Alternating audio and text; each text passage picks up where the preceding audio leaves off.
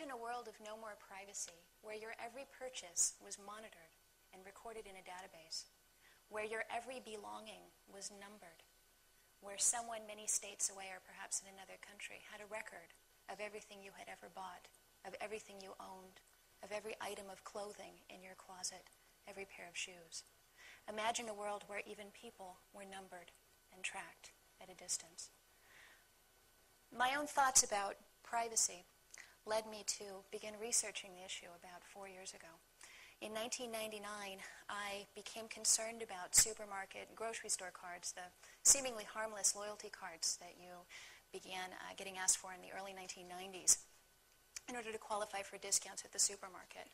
What I learned was that those programs were essentially registration systems that were taking all of our food purchases that we made at the store, linking them up with our names and our personal identifying information, and storing them in databases. Since 1999, when I made that discovery, I have spent the last 4 years of my life deep in research about tracking and monitoring programs involving retail spaces, buying and selling, and purchasing. And the world that I just described, where your every belonging is cataloged in a database, may not be that far off. If we move to a world where your every belonging is in a database and can be tracked remotely, which is what we'll be talking about in the next hour, we will also move to a world in which your every move can also be tracked and monitored remotely. Let me first start by talking a little bit about my background and the supermarket grocery card issue and how it has paved the way for what will ultimately be one of the most invasive things I believe the human mind has ever invented when it comes to privacy.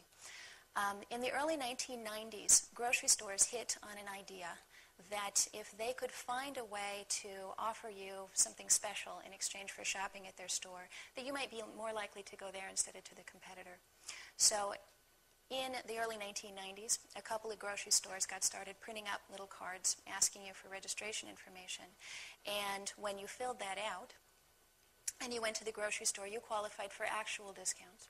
And those discounts would be above and beyond the regular supermarket discount of the regular items on sale. And it worked pretty well for the first couple of years. And then what happened was that other stores began getting on board. And then the database folks got involved. And they started telling supermarkets, listen, you need to go to the next step and you need to begin actually monitoring what people buy over time. Because by doing that, you can identify who your good customers are and who your maybe not so good customers are.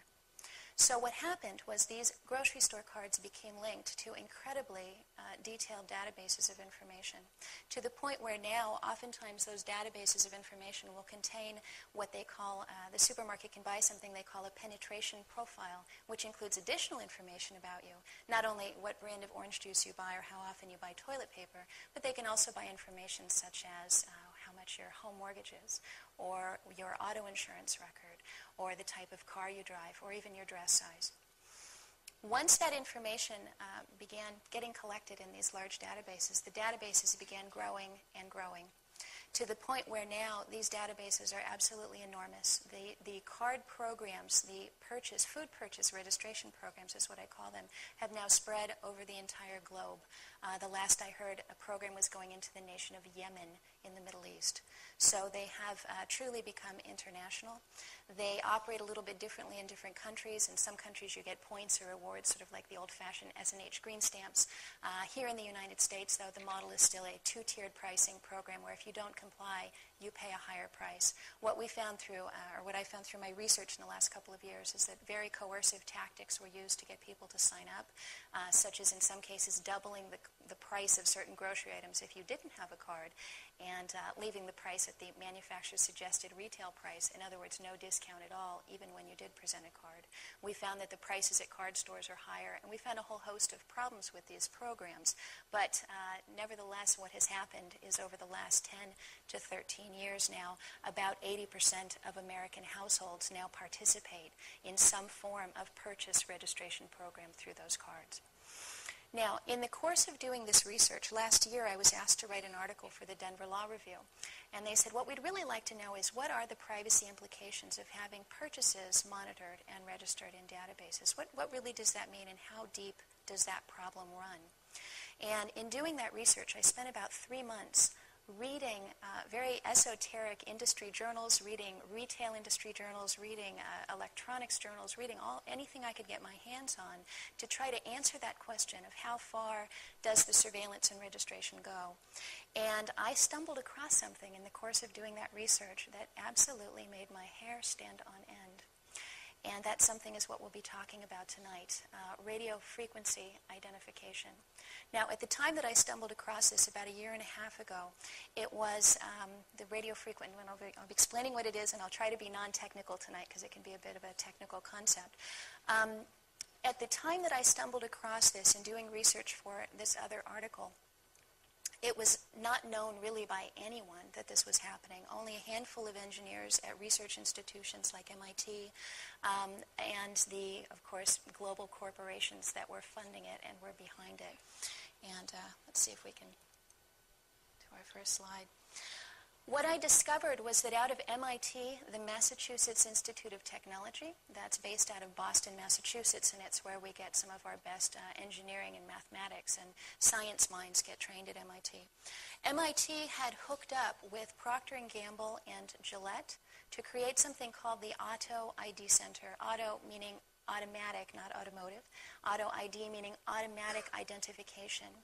And what the engineers and scientists at MIT, Procter & Gamble, and Gillette got together to do was to take an existing technology using radio waves, similar to the radio waves that communicate with your radio, and use that instead to communicate items or physical objects to the Internet. Now, in 1999, when they formed this organization to do this, they had very little funding. They had what many considered to be a pipe dream that would be almost impossible to fulfill. They had some huge technical hurdles ahead of them to overcome. They have overcome them, and in a very short period of time, and in a way that is actually quite extraordinary. What they have developed is a system to literally number every physical item on the planet Earth with its own unique identifying number. The way the system works is they've developed something called an EPC, EPC standing for Electronic Product Code. Some of you may have heard of the UPC, that's the formal name of the barcode that we see on products introduced in the 1970s on a broad scale. The barcode UPC is the Universal Product Code, and we are now switching to the EPC RFID chip code. Now, this image here shows the tiny silicon chips, and what you're looking here is at a dime, and together with that is a little vial filled with water, and what look like tiny specks of glitter or dust. They're incredibly small. In fact, let's see if I can, this particular chip here is only 0.4 millimeters across, and you can see it compared with a grain of rice. That's a chip produced by Hitachi, which is currently the smallest of these chips in the world. And now let's talk about what they do. Each of these chips contains an EPC number, or a unique identifying number, different from every other chip. Now, you can think about them in a way, they've been referred to as tiny computer chips, but when we think about computer chips, we usually think about something that does something, maybe performs some calculations. All these really do is store data, and the data that they store is their unique identifying number. That number can be, let's say 96 bits. That's one of the possible numbers proposed for this. 96 bits, not to be too technical, would be a series of 96 zeros and ones. And to put that in perspective, I've been told that with 96 zeros and ones, you can have enough combinations of unique numbers to number every grain of sand on the planet Earth. So it actually is quite feasible to use 96 zeros and ones to number every item on the planet. Now, the next question is, well, what do you do with numbering every item on the planet, and why would anyone want to do that? Well, the RFID chips themselves, these tiny little devices, in and of themselves, even if you did number everything and stick one of those in there, it would be difficult to actually know what the contents of the chip were. So the tiny chips, let me just explain the technology here. The tiny chips with their own unique identifying numbers are hooked up to antennas. The antennas this is one example of an RFID antenna. You see the tiny little chip there in the center, and it's hooked up to some metal coil or flattened metal wire that serves as an antenna. These antennas can take a variety of different shapes. Sometimes they look like children's mazes, and what we'll be talking about later, sometimes they look even like spray-on ink or foil. Now, the way this functions is that, let's envision that we have a shoe. And we'll be talking about this shoe a little bit later on specifically. But let's say that we have a shoe and we want to number this particular item. We can stick a label or a tag on it with a barcode, but then that would not distinguish it from every other shoe that is also produced by the Soho brand and is a size 8. The barcode would be the same for all of those shoes. If we put a unique identifying number using one of these RFID chips and an antenna on it, we can assign it its own unique number. Now the question becomes, how do we read it? And the way the technology works is reader devices in the environment, which are about the size of, I've seen them about the size of a hardback book. A reader device would send out a constant pulse of electromagnetic energy. The electromagnetic energy would be picked up by the antenna. It would then stimulate the little chip to say, here I am, I'm chip number 03842799, et cetera, 96, 96 different digits of length there. And it would send that information back out to the reader device, which would then pick it up and say, aha, I just detected an item, here's the number of it. Now let me look it up in the database. And looking it up in the database, you can say, oh, that's a pair of shoes that was bought at a Walmart store on June 15th using credit card number 604A29. So that's that. In a nutshell, that's how the technology is designed to work. And now we'll be talking about some of the nuts and bolts of that. Right, so we've got the world's smallest RFID chip. Now again, remember that the chip in and of itself simply contains the number. It does need to be hooked up to some form of antenna so that it can be stimulated by one of those reader devices that would hit it with energy. Now, the technology, again, being designed by Procter & Gamble and Gillette. And by the way, this Auto ID Center at MIT now has 103 sponsors, including some of the biggest consumer product manufacturers in the world, including companies like Philip Morris, Coca-Cola, Pfizer, Walmart, Home Depot, big companies, and including government agencies such as the Department of Defense and the United States Postal Service, and also UPS. So, they're serious about this, and they're putting a lot of money into it. And now there's 103 companies working on this. Now, their stated goal is to use this technology to replace the barcode, to literally put one of these numbering devices on every physical item manufactured on planet Earth, in every country, in every factory, rolling off of every assembly line. Now, replacing the barcode means a couple of things, and let's talk about the difference between this technology and barcode technology. Every pack of gum, Dentyne is owned by Pfizer, which is one of the sponsors of this Auto ID Center. We'll get to that one in a second. Now, there are a couple of ways that we need to be concerned about this replacing the barcode. The barcode, as we said earlier, would have the same barcode image and the same UPC number for every can of Coke. So if I've got a can of Coke up here in the podium and you've got one back there and maybe a couple in your fridge at home, all of those cans of Coke would contain the very same UPC number. Now what that means is when you purchased it and you scanned your supermarket loyalty card or you scanned your credit card, which is now how they're recording your data, using the infrastructure created by the supermarket card, now they can use your credit card to record the same information, even if you don't have a loyalty card. So what would be recorded when you scan your grocery card or your credit card would be simply the fact that you bought a six-pack of Coke, not which Cokes. With this new system, every single one of those cans of Coke would have a unique number associated with it. And each one of those 6 numbers in that 6-pack of Coke would go into a database unless we do something to prevent it. The default state of how this information is recorded in order to ring up the sale would record your name and your purchase, your identity, along with those 6 individual numbers on those cans of Coke. Now, what would that mean? Well, let's say down the road, one of those cans of Coke, I don't know, the guy picking up your garbage is careless and he lets one of them roll down the street. And let's say the litter police come along the next day and they pick up that can of Coke.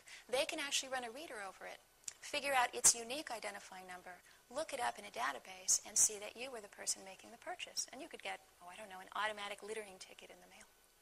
Worse yet, let's say that someone snuck by when your garbage was out on the curb and stole that piece of trash and took that can of Coke and planted it at a crime scene with your fingerprints on it. Now it gets scanned, and you get a knock on the door from someone asking, what's your alibi for, the evening of the 15th? So that's just one way in which this is different from a UPC barcode, in that it creates, in essence, a registration system for physical items.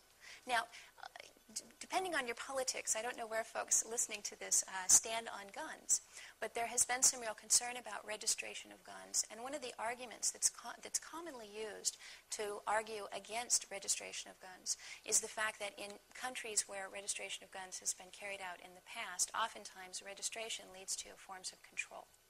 Now, if it's guns, maybe that's one thing. If it becomes food, that becomes a very serious issue. Recording of items based on my own extensive research of history and looking at totalitarian regimes throughout the 20th century, I think that there are many evil governments that would have loved the opportunity to record what everyone bought in the hopes of being able at some point to control those purchases or those items down the road. Now, there are actually three ways in which this technology is different from the barcode. We just talked about the first one, in that every item would have a unique identifying number. The second way in which these are fundamentally different from a barcode is the way that creates massive privacy problems. And that is that unlike a barcode, where if you hold an item up, you've got to actually put it up to the barcode reader and actually get a read off of it. You need what's called a line of sight to where the reader actually sees the barcode device. With an RFID chip, when we call them spy chips, with a spy chip, you can actually read through someone's clothing. You can read through their suitcase. You can read through their purse, through their backpack, through their briefcase, through their pocket, through their wallet, through their clothes. So the things that we normally count on to provide us with privacy protection, you don't want somebody to see something, you put it in a bag. You don't want somebody to know how much money you're carrying, you put it in your wallet, you put your wallet in your purse. You don't want the criminal down the, hanging out in the corner to know you're carrying a $600 camcorder. You put it in a bag and you sling it over your shoulder. You don't go carrying things out in plain sight. This technology removes the privacy that humankind has had forever, which is the fact that you cannot see through things. People don't have X-ray vision. This provides criminals, marketers, unscrupulous people running stores, unscrupulous governments with the opportunity to bypass what most of us would consider privacy protection and actually see through our clothes, even down to the size and color of our underwear, if someone chose to do that, if they have access to one of these reader devices. So the fact that they can be read through items. The other problem, they can be read without your knowledge. The reader devices are silent. They can be undetected. They can be hidden in doorways. They can be hidden in floors. They can be embedded into floor tiles, woven into carpet. These reader devices can exist pretty much anywhere. And you would have no way of knowing it was there and no way of knowing that it was reading you and detecting what you were carrying. And the other problem with this is that these devices can read these tags at a distance. In some cases, the distance is only a couple of inches. In some cases, that distance can be 20, even 30 feet away. So let's fast forward 10 years, and let's say that everything you're wearing and carrying is equipped with one of these devices. And I have a reader up here at the podium. I could actually, without you knowing, flip it on, get a total inventory of every single thing in this room, and you would never be the wiser. So I would know everything that you were wearing or carrying. Now, we'll talk a little bit later about read range, about whether it's 2 inches or 30 feet and how that affects privacy. And one of the things you may think of right off the bat is, well, what good would it do me to know every single item in this room instead of knowing every single item that you personally were carrying? And we'll get to that in a minute. All right. Now, this technology is not science fiction. It is happening right now. Already, companies are heavily invested in this. There are a number of companies that have already done trials in real stores, in real Walmart and Target stores in the United States, in Home Depot stores as well. Also in a chain in England called Tesco, and in a chain in Germany called Metro. We have reason to suspect that a number of other retailers have been participating in these trials. But shoppers in those stores have actually picked up items with these tags and purchased them and taken them home with them without knowing about it. One example, and I think this is one of the ones that if anybody's a mom in here, they've actually hidden these devices in Huggies baby wipes, of all things. Other products that have been shipped with these tiny tags on a trial basis include Gillette razor blades, which we'll be talking about in some level of detail, Pantene shampoo, Caress soap, Coca-Cola 2-liter bottles. right guard, aerosol deodorant, and a number of other things. So things you may actually be purchasing.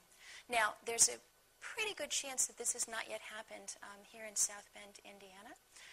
We don't know the locations because the companies doing these trials have been extremely secretive about them. We have obtained, however, some internal documents, and we do know some of the locations where these trials have taken place. But we certainly by no means know everything that's happening with this technology. In fact, one of the demos of this, and I believe this comes from Checkpoint, is actually a man's suit, where underneath that lovely little silk label and the inside lapel has actually been embedded what's called an EAS chip, or an EAS tag, I'm sorry. And what you see there, if you take a look at the image, you'll see a little square that looks like a frame. If you could see that up close, what you would see would be an antenna actually running around and around. It's a flat bit of coil, of coiled wire. And there are two versions of these items, these EAS, Electronic Article Surveillance Tags. And you may already have seen one of these. Sometimes they're on the back of the price tag in certain items. Sometimes they're in the pocket of pants that you might buy. If you see one of those, one of the problems that we have is that there are two versions of this technology. Right now there's an EAS tag that has an on-off state, and that's your more standard theft prevention device, where when you buy something, they have to put it against the scanner, demagnetize it, or turn it off, deactivate it before you go out the door. And every once in a while they don't do it right, and you set off the beeper, and then they go in, you got to go through and show them the receipt. Okay, that technology, that electronic article surveillance technology, has been around for a while. Much of that is produced by a company called Checkpoint, and Checkpoint also creates the reader devices in the doorway that you have to walk through when you go in and out of the mall or when you go in and out of stores. Checkpoint is heavily invested in converting their standard EAS tags into these type of RFID tags that would contain individual, unique identifying numbers. So if you bought a suit, for example, and you knew it had a Checkpoint device in it, it would be virtually impossible at this stage to know which type of device you had. And it's entirely possible that the suit you bought with a Checkpoint device in it had a unique identifying number that could be linked up with you, could be picked up at a distance after you leave the store, in fact, for the entire life of the suit. These items, these tags, when put into clothing, you would think, oh, well, a couple trips through the wash should take care of that. They actually are not deactivated by being washed. They are one of the standard applications for these RFID tags, these unique item tracking tags, is to put them into uniforms that are washed at very high commercial temperatures and dried in commercial dryers.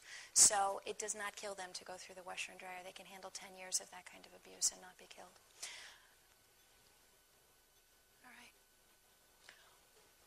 The problem, as we mentioned earlier, is RFID enables something called silent commerce. And it's one of the stated goals of, I would almost be tempted to say, global business, to have a system of silent commerce whereby everything in the supply chain, now the supply chain means everything from the manufacturer who gets the raw materials in the factory and makes the goods to that then gets shipped to a place where maybe it gets packaged, that gets shipped to a warehouse where it sits for a while and gets distributed out to the individual stores, all the way to the cash register and into your home. So the supply chain means actually supplying goods at various levels to various people until finally it winds up with us. So the goal of the supply chain on the side of global business is to know where everything is at all times. So they hate the idea that, they may produce something in Singapore and then transfer it over to China and then transfer it over to Topeka and then it gets distributed, and they may lose track of those items. Now that we're in an era where things get shipped all over the world, that's a real problem for businesses, and this is one of their proposed solutions. So there's a couple of things driving this technology. I think right now the goal, obviously some people have the goal of using it to track individuals, and we'll talk about that in a moment, but I think the driving force behind it right now in terms of money is the desire to track products so that things don't get lost, so that when a truck drives into a warehouse, for example, the total inventory of everything on the truck can be made. One example is the Department of Defense was using this because they want to know, let's say they've got a big truck full of stuff and they unload it into a tent, and now they need to find a fan belt for a Jeep, and they don't know which box it's in. They can use this technology to scan the boxes and know their contents right through the box until they find the one that says, yeah, I'm the fan belt. So you can understand why on the supply side, people in charge of moving large quantities of stuff over large distances that can be quite confusing might want this technology. The problem is it doesn't stop there. There are already marketers, the very same people who are interested in knowing how much your home mortgage is and what your dress size is when you're buying orange juice at the supermarket. Those people have very, very interesting plans for this technology and for us. All right. And let's talk about those. The grocery store card, which has been near and dear to my heart, is something that I have loathed and despised for many years. The grocery store card, I've actually have this device that you see here on the screen. This is the next generation grocery store loyalty card. And what it is it is a plastic device. In the center where you see those antennas converging on one little speck, that speck is the RFID chip, the radio frequency identification chip with its own unique number. The things emanating out from it are antennas, and in fact the gentleman who gave me this was boasting that this is one of the few RFID tags out there that has two antennas, meaning that it can be read from inside of your wallet or purse, regardless of whether it's lying down or sitting upright or how it's oriented to the reader, and that it can be read without you taking it out of your wallet or purse as you walk through the doorway of the store from up to 20 feet away. Now, why would a grocery store want to know who you are before you even take your wallet out or before you even put a single item into your grocery cart?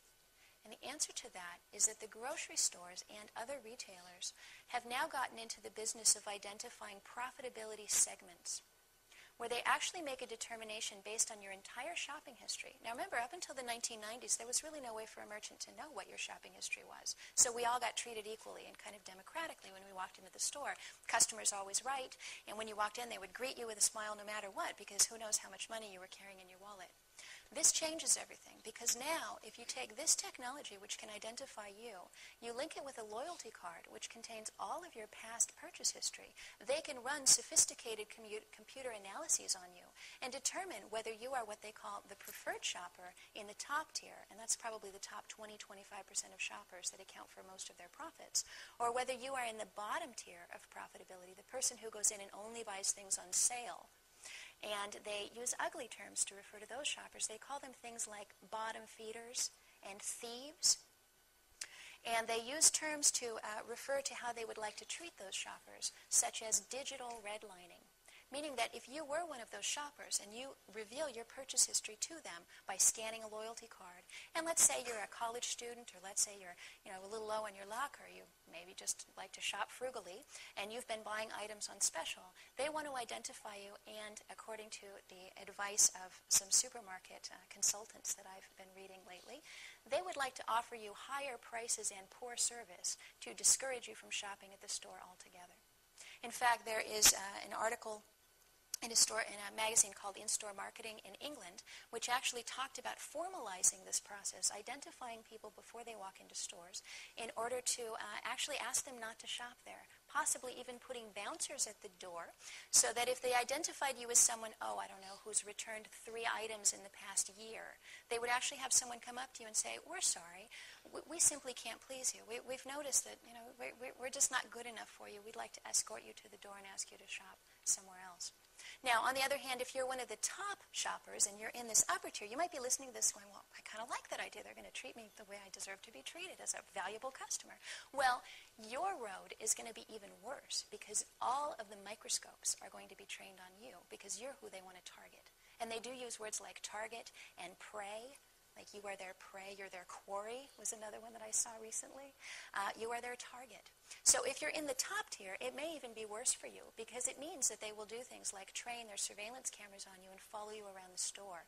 By the way, those surveillance cameras that you think are there to catch shoplifters, nowadays their primary use is to follow people around for market research purposes. In fact, some of those cameras are so sophisticated that as you stop and you pick up a package to read the back of it, it will actually zoom in and take a close-up look of your consumer expression on your face as you're reading the package.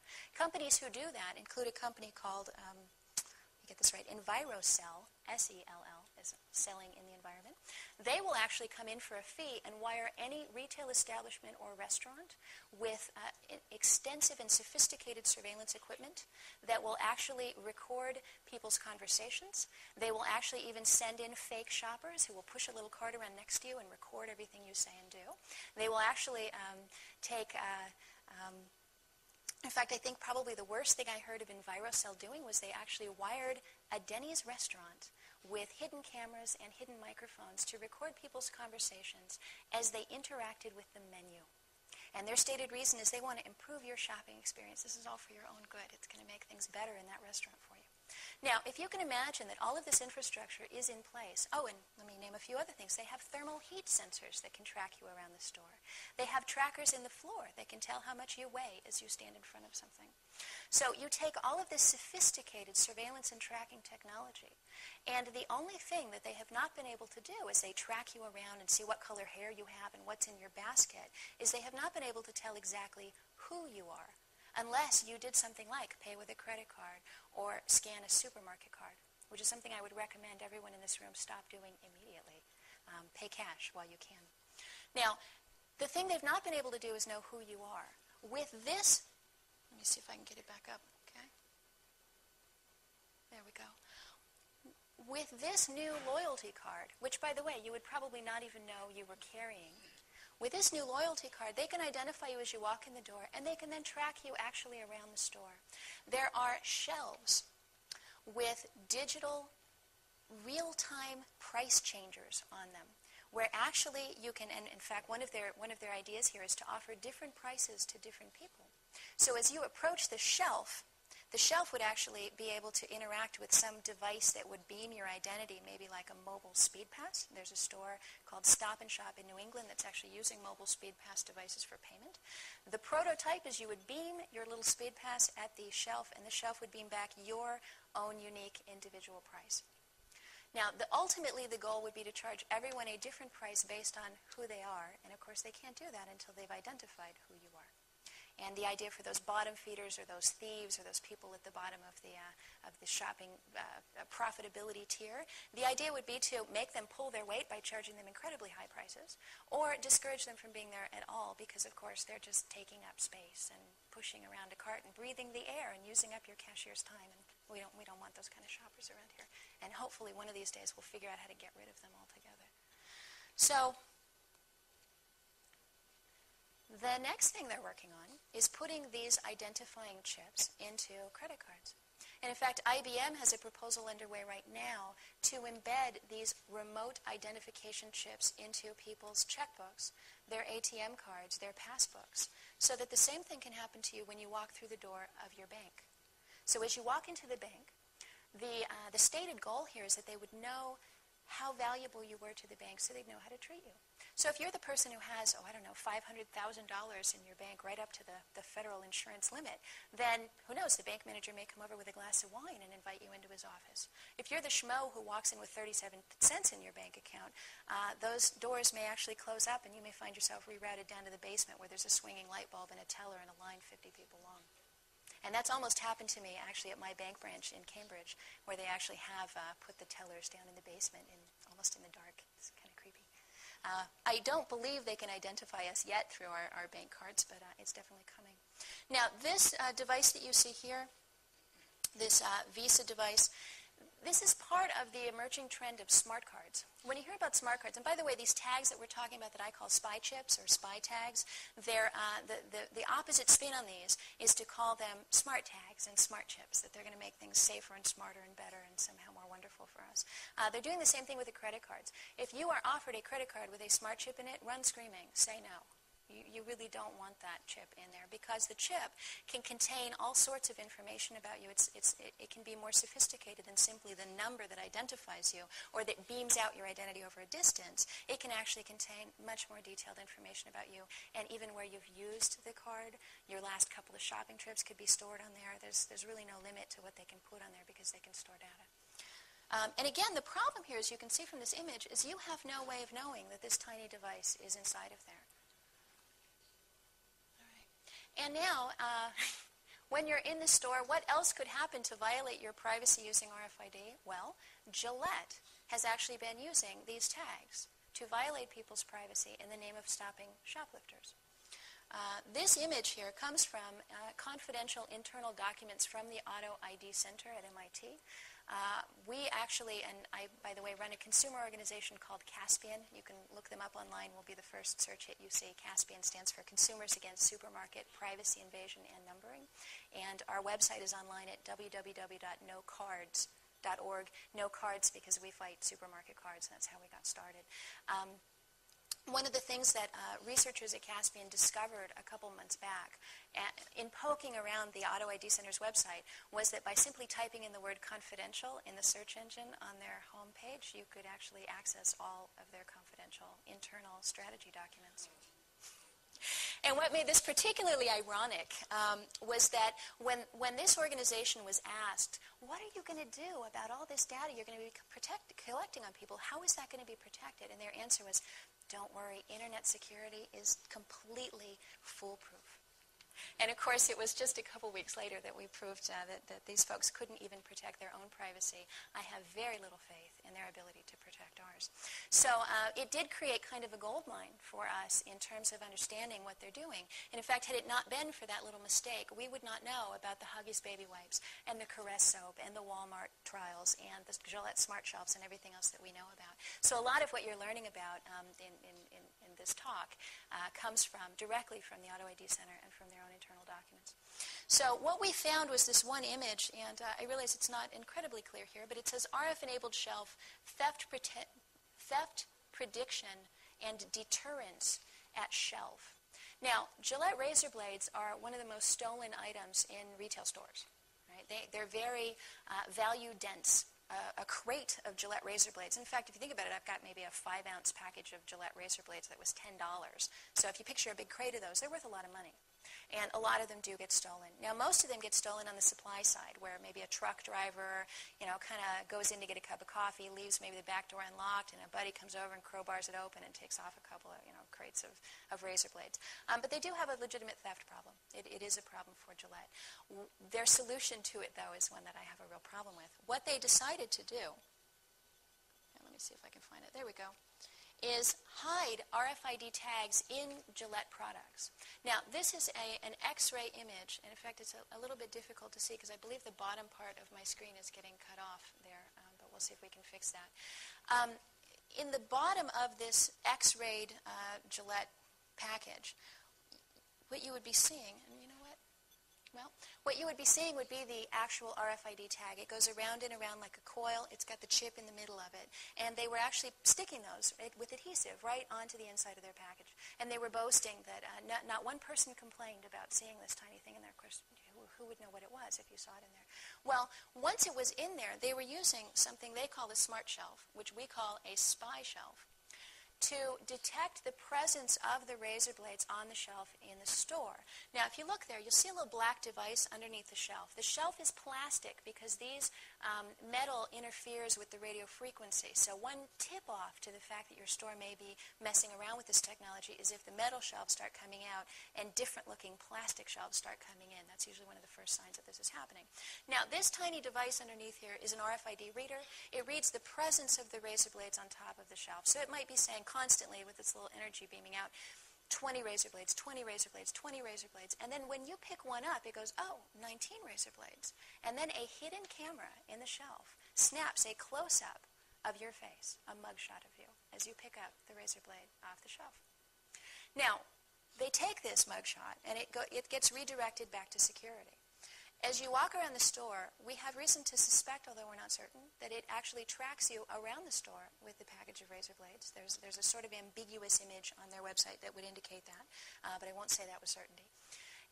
However, what we do know is when you get to the check stand to pay for those razor blades, and you scan that barcode number in, it goes, oh, Gillette razor blades, we're monitoring those, and you get a second close-up of your face taken with a hidden camera. At the end of the day, security compares all the images from camera A to all the images of camera B to make sure that every person picking up razor blades was later shown and photographed paying for those razor blades. If for some reason you picked up the razor blades and you were not photographed at the check stand paying for them, you are now a potential shoplifter. Your picture gets printed out and blown up and distributed to security, and the next time you go in that store, believe me, that entire surveillance arsenal that they have in there tracks your every move. Now, some people would say, well, that's a good thing. We don't want shoplifting. Maybe that'll bring down prices. Well, let me say a couple things about that. These tags right now cost, it's estimated, between 20 and 60 cents a piece. And I bet you that we're the ones paying for it as consumers. The other thing I have serious concerns about is that we are a nation with a system of jurisprudence that is based on assuming people are innocent until proven guilty. Now, the current system of shoplifting prevention, as you go out the door, you set off a buzzer, which says, maybe we have a reason to suspect you. You set off a buzzer. Prove you didn't do it, and that's okay. Show me your receipt, and you're fine. This system assumes every single person picking up a package of Gillette razor blades is a criminal and takes your picture, assuming you are a criminal until you prove yourself innocent. So it's really the opposite system. Guilty until proven innocent. Now, I don't know about you guys, but I'm a lifetime Gillette razor user. I've never used another brand until just recently. And my sense about these razor blades is they're unbelievably expensive. A 4-pack of razor blades can be $7 to $10 depending on where you buy it. Now, my sense is if I'm going to part with $10 of my hard-earned money, you should have a mariachi band and hand me a margarita. You should not be taking my picture without my knowledge or permission, tracking me around the store, and assuming I'm a shoplifter. So we have actually called for a worldwide boycott of Gillette, and everyone in this room, I would encourage you to join us in that and to spread the information about this to your friends and people that you know who may be buying Gillette products. And I figure it's worth maybe trying a different brand and learning to get used to a different kind of razor if we can put a stop to this. Now, what's happening is Gillette and these other trials are being watched like a hawk by the other 102 or 100 sponsors of this organization to see how will consumers react once they learn about this. Their original hope was that consumers wouldn't learn about it. We've changed that. I've been on radio all over the world where have I been? Tasmania and Sweden and France. I've done interviews all over the world. And we've gotten this story out, particularly in England where this trial was openly underway in a grocery chain called Tesco. So people are outraged when they learn about it. They go ballistic. And that's the good news. By the way, in those internal documents we got from the Auto ID Center, I'm going to share a bit of good news because I know this can be a bad news seminar we're doing here. The good news, 78% of people in their surveys do not like this technology on privacy grounds.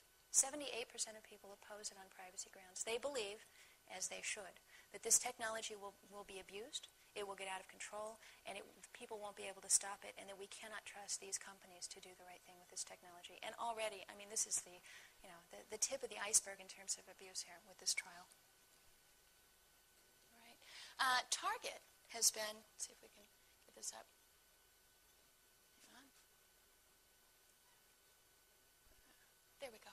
Target has been embedding these in DVDs, by the way, right now in real time in the United States in stores across the U.S. I had said that there are three ways in which RFID technology is different from the barcode. The first one, of course, the individual unique number, creating a registration system for items with people. The second way being that it can be read through your clothing or your suitcase or your wallet from a distance. The third way we haven't talked about yet, and that is that this technology, if it becomes pervasive, will cause all of us to be exposed to a constant chronic level of electromagnetic energy in the environment. And we honestly do not know the health effects of being continually bombarded with this type of energy. So what this means is if you actually have, and by the way, the proponents of this technology envision, and I believe this is a quote, a pervasive global network of reader devices everywhere, all the way down to consumers' homes. So they envision that everywhere you go, you would be bombarded with a reader device trying to scan you for chips, scanning your electronic cloud that would be emanating from you at all times. By the way, home applications, let me just mention a couple of those that were proposed. Procter & Gamble, one of the founding sponsors of this technology, has a video they call the Home of the Future. And in the Home of the Future, they actually have a refrigerator wired up to the internet where all of the contents of the refrigerator are constantly beamed out over the internet. They would be beamed out to the store so that they would know how quickly you're consuming the items in there, so they could maybe have them ready on the shelf for you to reorder. And this is sort of a telling application, the contents of your refrigerator would actually be beamed to your cable company in order to determine what advertisements would run on your TV. So as you're getting down to your last Budweiser, maybe an ad for Coors would run, and somebody would make some money off of knowing that about you. So let's see. Okay. Another application for this, and this is this little Hitachi Mu chip, the tiny little 0.4 millimeter chip, is to actually put these in cash money. Now, remember I said earlier that the store wants to know who you are, and they can't know that if you're not scanning a credit card, if you're not paying with a loyalty card. And one of the ways that it would be possible to know who you were down the road would be to make cash registered to individuals. If cash carries its own unique identifying number, that number can be registered to whoever last received that cash. So as you get the money out of the ATM knows your name because you had to put the ATM card in to get it. The bank teller knows your name because you had to present some form of ID or a card to get your money out of the bank. That money could easily be passed through a reader device which would record the numbers on the cash and associate them with your name.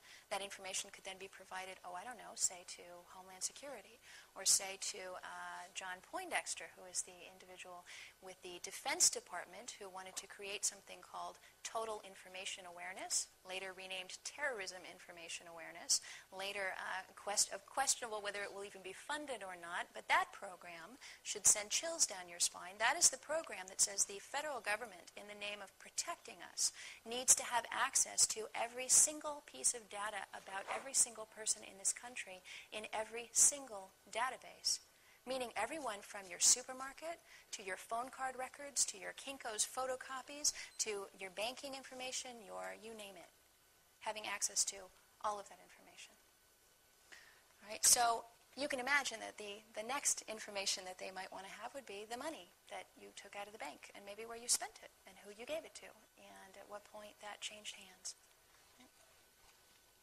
This is a slightly difficult image to see, but at the bottom, I believe that's a gift certificate, but it's the same idea. There was an announcement just recently that high-denomination yen banknotes will be equipped with this, and that by 2005, euro banknotes may be equipped with this technology. And here in the United States, I'm often asked, will American currency be tagged? To my knowledge, it has not yet been tagged. To my knowledge, there are no plans underway right now to tag American currency. However, this is a story from a couple years back where an official with the Federal Reserve Bank wrote a paper in which he suggested putting tracking devices in cash, this is the craziest idea, something called the carry tax, which would actually identify the bill and cause it to become worth less money incrementally the longer you held onto it, to discourage you from hoarding, which we used to call saving, but to discourage you from hoarding money and to encourage you to spend that money and keep it in circulation. So the idea there, if you put your money in your mattress, 10 years down the road, it might be worth zero, and all of that money would have gone to tax, that it would actually be a tax paid to the government. So there is interest. This was before, I believe, what RFID was widely known. I believe the federal official talking about this was talking about magnetic stripes. RFID would be a perfect application for that. Now, what if I told you, let me back up. I had lunch about a month ago with a reporter who said, well, Katherine, the read range on these things is only 20 feet. I mean, what's the big deal? If I wanted to know everything you did, I'd have to walk around behind you from 20 feet away with the reader aimed at you. And why do I need the reader? I can just watch you if I have to be 20 feet away. Now, I said, what if I told you that with only 4 reader devices, I could pretty much retrace your steps today? She said, well, how's that possible? Well, let me say it to each of you. What if I told you that with 4 reader devices, I could pretty much determine that you'd been here? Well, the first one would be a reader device at the on-ramp of the freeway that you probably got on to come here. Michelin, the tire manufacturer, is already, right now, embedding these devices between the rubber layers of its tires. Now, it is doing it to comply with some federal mandate that says tires need to be easily identified because of the big Firestone mess where the Firestone tires were defective. Other tire manufacturers have managed to comply with that mandate without putting RFID devices in the tires. So we have some concerns about how legitimate of a reason that is. But the fact remains that Michelin is putting them in there.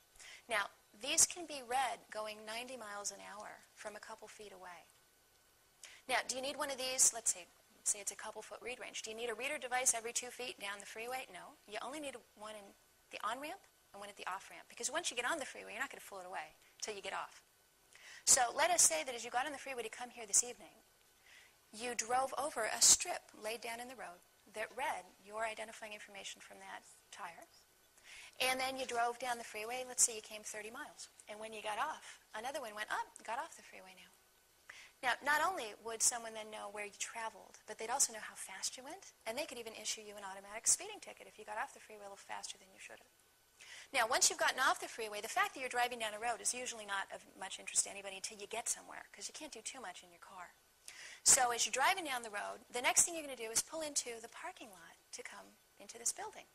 So you put another little reader device down in the parking lot. Bingo, now we know where he was going. And the last reader device would be the reader device in the doorway of the building as you entered. And that doorway reader device actually doesn't need much of a read range because most doorways are only about this wide. So as you go through a doorway, you only need about 18 inches on either side, maybe 24 inches on either side. And as you walk through that doorway, it scans your entire electronic cloud and everything associated with you. Now, you may remember a couple years back, people were upset because of the Super Bowl in Florida. They had put facial recognition cameras up, and they were taking pictures of people's faces using sophisticated computer technology to match those faces with a database of known criminals. And a lot of people said, well, that's an invasion of my privacy. You shouldn't be taking my picture. I didn't do anything wrong. Again, guilty until proven innocent, that whole sort of, investigate everyone because someone may have committed a crime.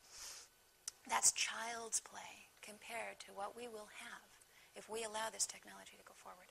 Every doorway you walk through could scan your entire electronic cloud, identifying everything from your earrings down to your clothing, down to the contents of your purse, your pocket, your wallet, your briefcase, the amount of cash even in your wallet potentially, depending on how far that read range is. If even one of those devices was paid for with a credit card, they now have an audit trail on you and a pretty good chance of knowing who you are. In fact, not only that, but they probably can get a trail of your associates as well. Did your husband give you that watch? Did he pay for it with his credit card? Now we know who he is.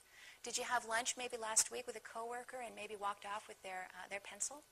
Gee, we have that too. Are you carrying a can of Coke maybe that you bought out of a vending machine at a certain location? Okay, now we know when you were there. So the idea of doorways actually being able to scan us and the things we're carrying is quite chilling. Now let's talk about shoes for a minute.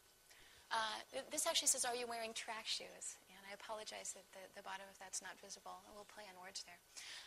The shoe that I'm holding here. Let me talk about shoes for a minute. I was at a conference back in June on this technology, sponsored by people who support and want to promote this technology. So 350 business executives from some of the biggest global corporations in the world got together. And they were talking amongst themselves about how wonderful this new chipped world will be when they can know where everything is all the time. And one of the things they demoed was they held up a tennis shoe. And they pulled back the insole of the tennis shoe and revealed a hidden RFID tag underneath it.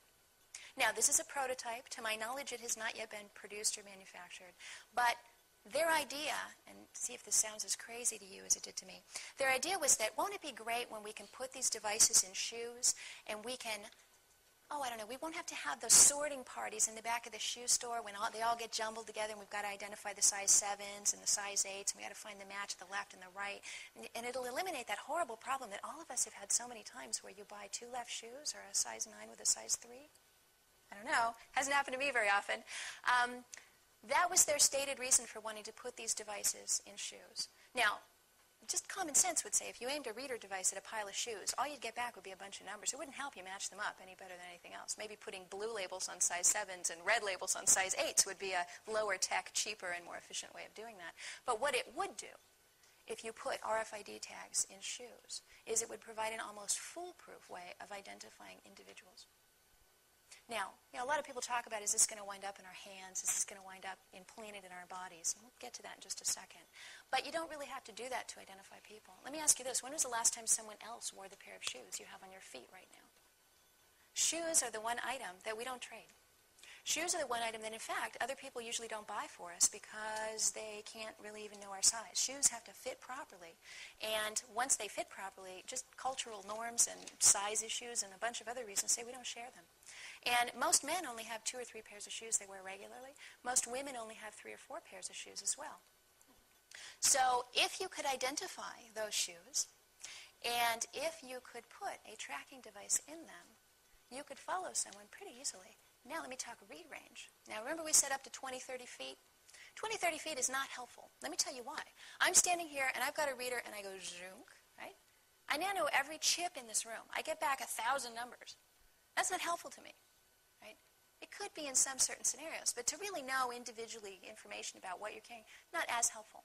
What would be helpful to me, though, would be to be able to put, let's say, a little, let's say I'm a retailer and I want to know who you are. I can put a little mat on the floor embedded with a reader device with a 2-inch read range. You can't read further than about 2 inches away. And as you're stepping on that mat, I'm identifying you right through your shoe. These tiny chips can be embedded right into the rubber sole when this rubber was poured into the mold, this foam, in a way that you would never even know it was there. And in fact, this very pair of shoes that I'm holding, which was purchased at a Kmart store, contained this tag. This tag says, "Attention, our products have theft detection devices embedded, which will be deactivated at the register or the service desk." Now, to my knowledge, when this pair of shoes was purchased, no one actively said really anything about what that device was. I don't know if it was deactivated or not. I don't know what that device is. I don't know where it is. I do know one thing, that this company, Footstar, manufactures its shoes in China, among other places. But one of the things that it said in its website was that it is experimenting with RFID technology. And one of its concerns, I believe, was that people, their factory workers might steal the tags because they're valuable tags. Now, do we know if those have unique identifying numbers? We don't. And that's one of the problems as consumers, is we have very little knowledge about, first of all, where they are, and second of all, what's being done with the information once it's being put in there. But shoes would be the ultimate tracking device, at least until we get to human tracking devices. Okay, let me talk about this oneness concept. Now, at the Chicago Retail System, or the Retail Systems 2003 convention in Chicago, there's a big publication that they hand out, and the publication talks about creating oneness among systems, supply chain, and business. Oneness meaning that all of these businesses would be working together with the same basic standard format of data. They would be sharing this data, and you would get sort of a one unified system in which everything was operating in the same way, meaning that all supermarkets would be collecting data about you in the same way, meaning that all RFID devices would be readable by the same set of readers, or would all be standardized and one. And in fact, at a recent conference where CEOs, chief executive officers from some of the biggest corporations in the world who were not yet sponsors of this technology were invited to Boston to a ritzy hotel to participate in a conference. And one of the things they were given at the conference about this technology to encourage them to get on board with it was this book called Adapt or Die. The subtitle says, "Transforming Your Supply Chain into an Adaptive Business Network," meaning that if you can keep track of all your products all the time, then you will be able to more quickly adapt to changes in the supply chain and understanding what's being bought and sold and when and how and where, and it will make you more responsive. I found this rather threatening. Adapt or die, sort of. All right. Now, the question I am always asked, when will they want to put these in human beings? Is there a desire to put them in human beings? Are we next? Well, the Auto ID Center at MIT, the global consortium with 103 of the biggest sponsors, Philip Morris, Procter & Gamble, Gillette, Sara Lee, they produced this slide which talks about the bits. Now remember we said 96 bits, you could number all the grains of sand. Okay? With 23 bits, you could number every automobile on the planet. With 29 bits, you could number every computer on the planet. And look at the third one there. With only 33 bits, you could number all the humans on the planet. And then it goes on, razor blades and grains of rice. Notice grains of rice is only 54 bits, and they're talking about 96 or 128 bits with this technology ultimately. So they'll clearly be able to number lots of things. We found it interesting that humans were listed among the things that they might want to consider numbering. You may have heard of something called the VeriChip. The VeriChip is produced by a company called Applied Digital Solutions out of Florida. They also have a technology called the Digital Angel, which you may also have heard of. The VeriChip is essentially an RFID chip. The very device I'm talking about can be queried from a distance. You beam electromagnetic energy at it. It beams back its identifying number. You can use it to identify people and track people at a distance anytime they pass within the read range of a reader device. right? These devices are meant to be implanted into human flesh, so they actually inject it. I believe right now it's the inner, upper, inside of your arm where they literally inject these devices into people. Now, the idea for the Vera chip is that this chip not only contains a unique identifying number, but it can also contain additional information. I believe their stated application is to put things like your drug allergies or medical conditions you might have, so that if you go into a coma or have a problem, someone would scan that device and be able to tell information about you. Human computer ID chip proposed. This has been pretty extensively covered in the media. The reason I want to show you this image is because it shows the little tiny thing up close. The little tiny thing is slightly more sophisticated than the one that you would stick onto a package of razor blades, because it's got to actually survive inside the human body. It's encased in glass. It contains a tiny chip and a memory device, and then lots of coiled wire that serves as the antenna. That's what it looks like. Oops. And my final statement would be that this technology is here, but we've got a couple things on our side. People don't like it. They really don't like it. They really, really don't like it. People all over the world have been interviewed and queried about this technology, and almost without exception, they say, heck no, we don't want it. It is not a popular technology. There are very few benefits, if any, for consumers with this technology, and believe me, they are scrambling like crazy to try to find them, but they're having a hard time. All of the benefits in this technology are on the side of the manufacturers, the side of the marketers, the side of the person who wants to run the Coors ad through your refrigerator by keeping track of what's in your house. Or the, the drug companies would like to put these devices in your medicine cabinet so they can monitor your compliance with your prescription. And when you read that, you think, well, yeah, that's kind of nice of them, maybe, to make sure I'm taking my prescription right. Their stated reason is, at least internally, they will admit their reason is, if they could monitor it, they could probably get you to take your drugs more often, and then they'd make more money because you would be refilling your prescription more frequently. So even putting these reader devices in medicine cabinets, and in fact, I sat in a conference once with a bunch of medical people who were talking about this technology, and one of them actually said, wouldn't it be great if we could tell every time someone takes the lid off the toothpaste? Yeah, great. Consumers don't like it. I didn't see a single smile when I said that in the room. People don't like the idea of other people watching what they're doing and knowing what they're wearing and knowing what they're carrying. I think the privacy implications, the crime implications, and the long-term societal implications are pretty obvious. And now let me give you the scare story. Think if in the 1930s Hitler had had access to this technology. What would have been different? What would have been done differently?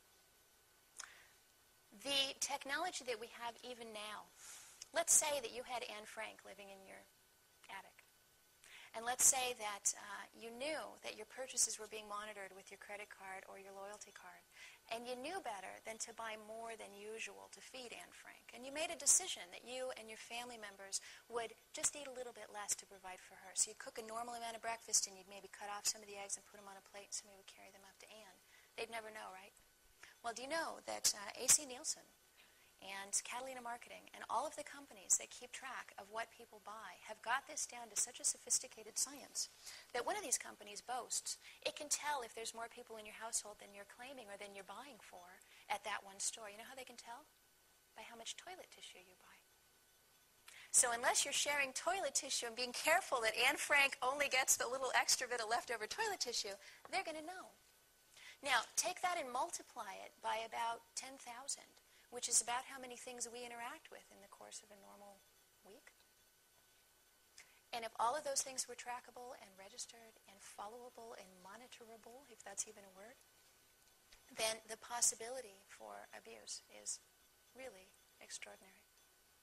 Now, history has shown us many times, and I know people always say it can't happen here, but history has shown us time and time again, particularly in the 20th century when 169 million people were killed by their own governments. Those are not casualties of war. Those are not soldiers. Those are people actually brutally murdered by their own governments.